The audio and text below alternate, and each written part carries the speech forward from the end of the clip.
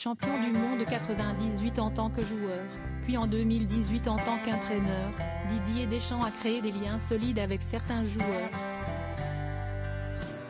Beaucoup moins avec ce champion du monde, avec lequel il cesse de brouiller.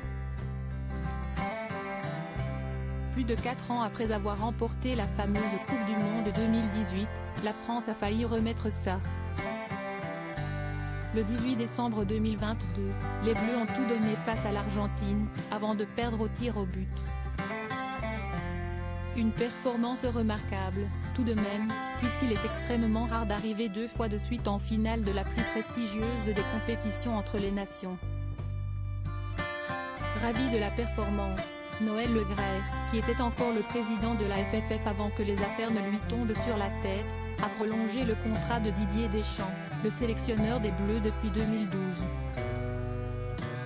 Un choix qui a déplu à certains anciens joueurs, comme Christophe Dugarry. Je ne cache pas que je préférerais que ce soit Zizou, j'ai envie de voir autre chose. Deschamps, j'entends ce qu'il dit, mais on ne peut pas dire que l'équipe de France appartient à tout le monde et l'a gardée pendant 12 ans, a-t-il déclaré. Ce n'est pas la première fois que Christophe Dugarry et Didier Deschamps se livrent à une petite bataille. Didier Deschamps, ennemi intime de Christophe Dugarry. Avant le début du Mondial 2018, le choix de Didier Deschamps de ne pas sélectionner Karim Benzema dans l'équipe de France n'a particulièrement pas plu à Christophe Dugarry. Il faudra que Didier Deschamps aille très loin en Coupe du Monde, parce qu'il faudra assumer son choix.